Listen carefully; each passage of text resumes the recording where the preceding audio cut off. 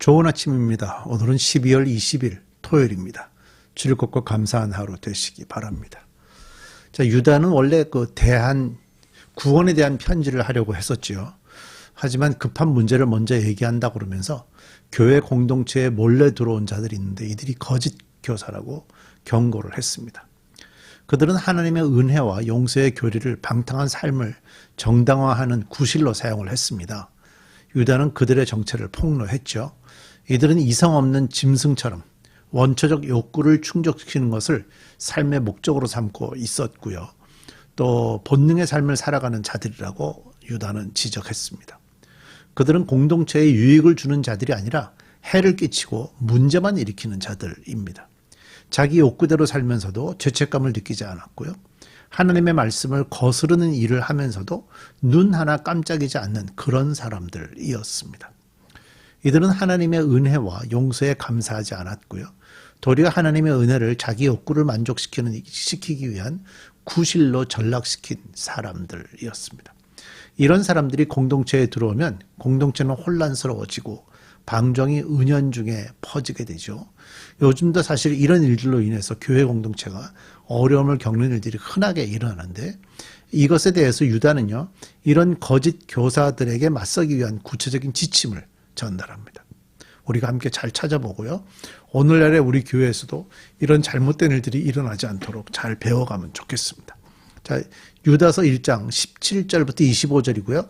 훈계와 권면이라고 해서 6가지 정도의 지침을 말하는데 찾아보죠. 17절. 사랑하는 여러분, 여러분은 우리 주 예수 그리스도의 사도들이 예고한 그 말을 기억하십시오. 사실 어제 말씀에서도 유다가 이미 경고했었습니다.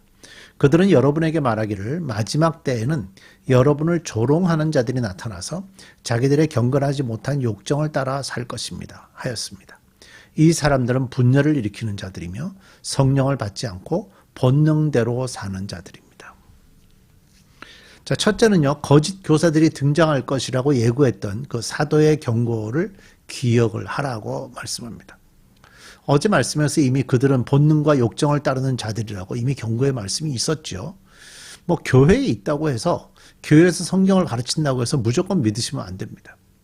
요즘도 교회에서 성경을 가르치는 여러 지도자들이 있는데 그들이 목사라고 해서 그들이 성경교사라고 해서 무조건 믿지 말고요.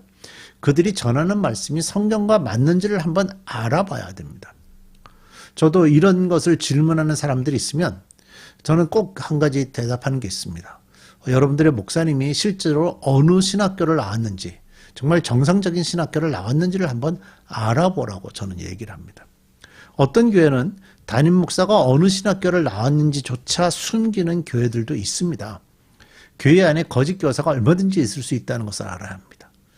하지만 이렇게 판단할 때 교회 공동체 안에 이런 판단하는 과정이 불신풍조로 일어나서는 교회가 또 어려움을 겪겠지요. 하지만 잘못된 것을 분별할 줄은 우리가 알아야 되는 겁니다. 사도들이 거짓 교사를 판단하는 기준으로 제시하는 것은 사실 욕심이었거든요. 거짓 교사는 경건하지 못한 개인적인 욕정대로 행동하는 사람들이었죠. 이들은 하나님의 말씀도 교회와 같은 조직도 성도도 다 자기 욕심을 채우는 데 이용할 뿐이었습니다. 유다는 이런 사람을 성령 없는 자라고 말씀하고 있습니다. 자, 두 번째 볼까요? 20절. 그러나 사랑하는 여러분, 여러분은 가장 거룩한 여러분의 믿음을 터로 삼아서 스스로를 세우고 성령으로 기도하십시오. 자, 두 번째, 세 번째를 볼 텐데요. 둘째는 거룩한 믿음의 기초 위에 자기의 인격과 삶을 세워가야 되는 겁니다.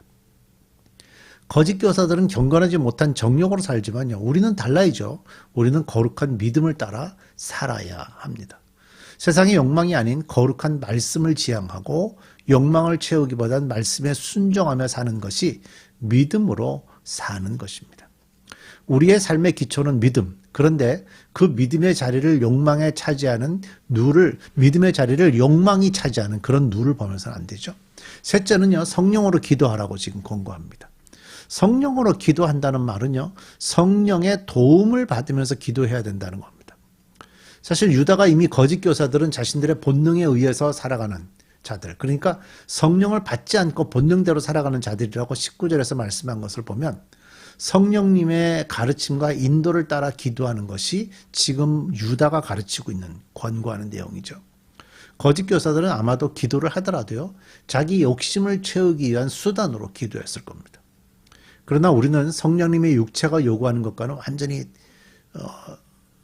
성령님이 요구하는 것과 육체가 요구하는 것은 완전히 다릅니다. 갈라디아서 5장을 보면 육체의 욕망은 성령을 거스르고 성령이 바라시는 것은 육체를 거스릅니다 라고 되어 있거든요. 그러니까 육체가 요구하는 대로 사는 것이 아니라 육체와는 전혀 다른 성령님이 요구하는 그런 삶을 살아야 되는 거죠. 자, 21절 네 번째입니다. 하나님의 사랑 안에 머물면서 스스로를 지키고 영원한 생명에 이르게 하는 우리 주 예수 그리스도의 자비를 기다리십시오. 넷째와 다섯째 공부하는 말씀인데요. 넷째는 하나님의 사랑 안에 머물면서 믿음을 지켜야 한다. 이제 어제 말씀 1절에서 유다는 이렇게 얘기했죠. 우리가 성도들이 부르심을 받은 자들 우리가 하나님의 사랑 안에서 사랑을 얻고 하나님 안에서 사랑을 얻고 예수님을 위하여 예수님이 우리를 지켜주신다. 이렇게 돼 있었어요. 그러니까 하나님이 우리를 사랑하시고 예수님이 우리를 지키신다고 말씀을 하고 있었는데 하나님이 이렇게 하시기 때문에 우리는 사실 방종으로 이끌어 갈 수가 없습니다. 우리의 욕심으로 그쪽으로 가는 잘못을 행할 수도 있지만 하나님이 우리를 그렇게 이끌고 가시지는 않아요. 우리는 하나님의 사랑 안에서 있고 또 예수님이 우리를 보호해 주시기 때문입니다. 정말 하나님의 사랑을 맛보고 예수님의 보호를 믿는 사람은 하나님의 사랑 안에 있고 싶어하고 예수님 사랑 안에서 보호받기를 원합니다. 그렇기 때문에 우리가 하나님의 사랑 안에서 머물면서 자신의 자리를 지키기 위해서 애쓰는 모습이 우리에게 있기 마련인 거죠. 우리가 예배 시간에 하나님 사랑합니다 라고 우리가 종종 고백하잖아요. 근데 그 고백을 할 때 그 고백이 나한테 아주 감동적이고 정말 내가 고백을 하고 싶고 하는 경우들이 있지만 가사가 그렇기 때문에 밋밋하게 지나가는 경우들이 흔하게 있습니다.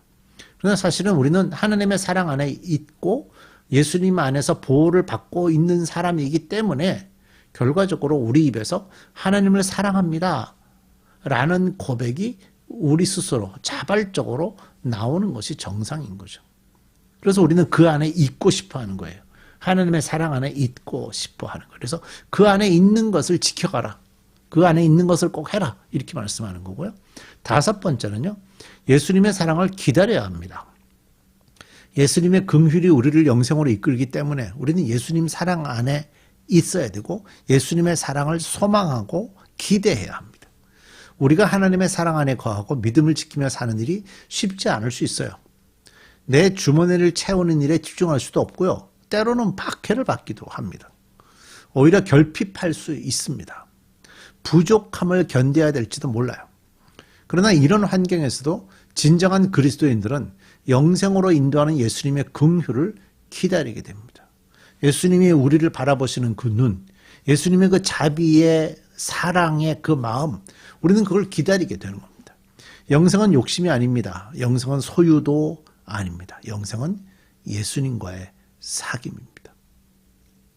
자, 여섯 번째 말씀이 있는데요. 22절, 23절. 의심을 품는 사람들을 동정해 주고 불구덩이에 빠진 사람들을 끌어내어 구원해 주십시오. 또 본능적인 욕정에 빠진 사람들에 대해서는 욕정으로 더럽혀진 그들의 속옷까지도 미워하되 그들에게는 조심스럽게 자비를 베푸십시오. 여섯 번째는요. 잘못된 가르침을 받아 부정한 삶을 사는 사람들을 긍휼히 여기고 올바른 길로 인도하라고 불구덩이에 빠진 사람들을 끌어내어 구원해달라고 얘기합니다. 그러면서 조심스럽게 자비를 베풀어 달라고. 거짓된 가르침에 빠졌다고 그들을 포기해서는 안 된다는 얘기죠. 그들을 향한 자비와 사랑을 끊어서는 안 된다는 얘기입니다. 우리가 부름을 받은 이유는 뭐죠? 그들을 참된 생명과 복된 길로 인도하기 위함이라는 것을 우리는 기억해야 합니다.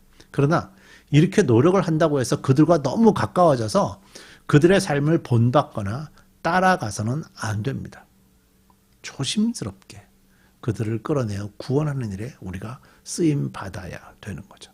이제 마지막 24절, 25절입니다. 여러분을 넘어지지 않게 지켜주시고 흠이 없는 사람으로 자기의 영광 앞에 기쁘게 나서게 하실 능력을 가지신 분, 곧 우리의 구주이시고 오직 한 분이신 하나님께 영광과 위엄과 주권과 권세가 우리 주 예수 그리스도로 말미암아 영원 전에서부터 이제와 영원까지 있기를 빕니다. 아멘.